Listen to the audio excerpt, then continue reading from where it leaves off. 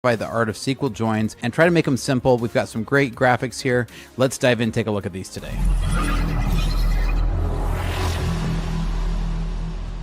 Welcome back to Startup Pack. I'm Spencer Thomason. Here at Startup Pack, we love to train software developers in our licensed coding boot camps and build custom software solutions for companies. With a decade of executive leadership as a fractional CTO and 25 years in software development, I've mastered transforming tech teams and products. All right, so after a quarter century in database trenches, I've seen my fair share of join-related horror stories.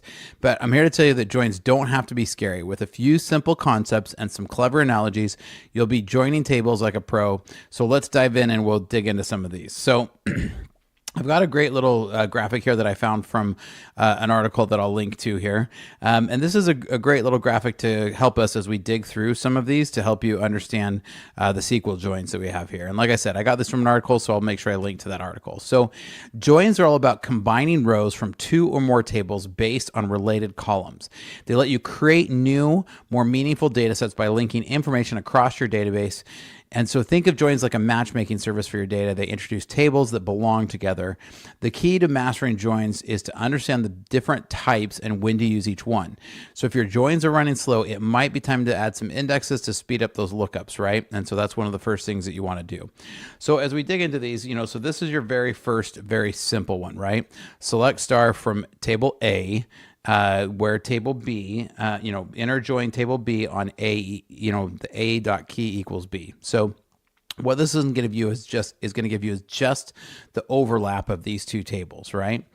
Now, if you need a full join and you want to get everything from the two tables, then you would do what's called a full join. Now, some of the syntax is going to differ a little bit per various different systems, but most T-SQL should be pretty similar. So even if it's not exact, if the syntax isn't exactly the same, it should get pretty close. And so this inner join here is only going to return the rows where there's a match in both tables, right? So think of it like the center of a Venn diagram. Only the overlapping parts make the cut. And inner joins are great for finding relationships between tables, like matching customers to orders, right? So if you want to find where a customer has so many orders, right? Or the orders to customers, right? All right, so the next one is a full join, right? So for a full join, you're going to do from both tables. And so this one's the full join and going to include the rows from every table. Now, these get really kind of goofy because you're going to get into some other interesting parts. Now you can get the other part where you select from A on a full join of B on these keys where A is null or B is null, right? So you're going to get just the non-null values, and this will join these two tables that way. Now let's get into the left join here, right? So your left join is, the left join, also called the left outer join, returns all the rows from the left table and matches the rows from the right table. So if there's no matches for a row in the left table, you still get that row back with null values for the right table's columns. So it's like the left table is the VIP guest list and everyone gets that, right? So left joins are perfect when you need all the data from one table and just the matching bits from the other table, right? So this is our left join, right?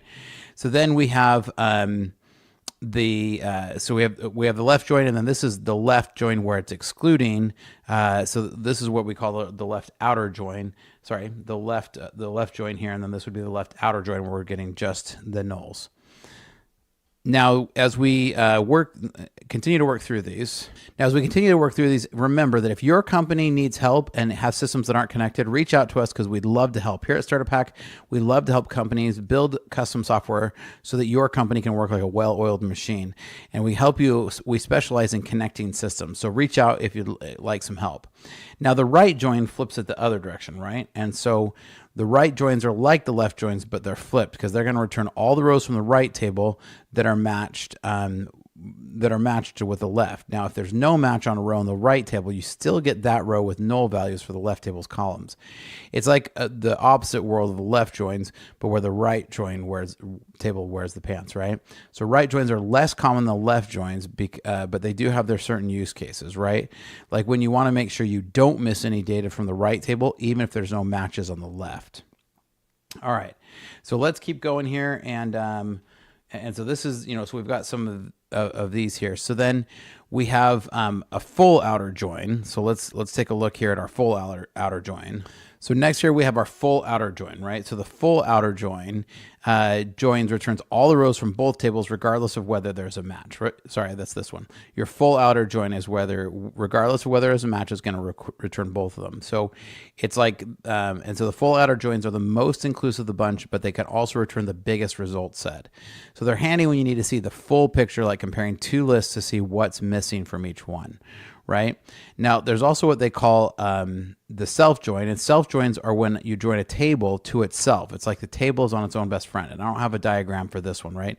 But you'd actually match a table over itself, and you do the self join. Self joins can be any of these types: inner, left, right, or full outer, right? So this one here is the cross join, right? And so the cross join is joins returns the Cartesian product of the two tables, meaning every row of the first table that matched with every row from the second table. So if you have a table with 10 rows and another table with 10 rows, cross joins is going to give you 100 rows because it's going to be 100 times 100. So there's a lot of other different type of joins that you can do. There's literally an almost infinite range of joins that you can do. And one of the best things you can definitely do is dive in and start working with these joins. Now, one of the things is if you get a join and it's not working really well or it's not working quickly, you definitely need to make sure that you stop and look at your indexes, right? An index is like a phone book for your database. And so it helps your SQL to look up the values it needs for the join and do it faster. So without an index, SQL has to scan the whole table to find the matching rows, which can take forever. So make sure to index your columns that you're going to use in your join conditions. So if you know you have a join that happens really often, make sure that has an index, especially on bigger tables. But you also don't want to go overboard because you can't. Index comes with a lot of cost, right? So every time you insert a row, it has to redo the index. So you want to make sure that you don't index every single row, just the ones you're really sure you're going to join on, or the ones you're going to search against really often. So there's a lot of best practices to go with getting comfortable with joins. And one of the best things that I can do is if you want to learn more, reach out to us, because here at Startup Hack, we love to train software developers in our licensed coding boot camps, and we do a whole section on database theory and joins. We also have some of the best tutors out there that can help you if you're looking to just get better at one particular topic. So if you're looking for something that you want to get better at, make sure you reach out to us because we have a plan that works for everybody.